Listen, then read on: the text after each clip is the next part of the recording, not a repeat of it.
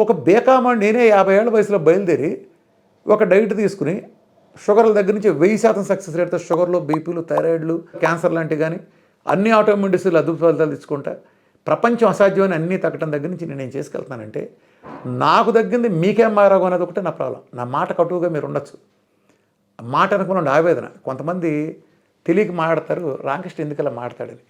Gangrene వచ్చిన కేసుల్లో నేను కొన్ని లక్షల కేసులు నా దగ్గర ఉన్నాయి.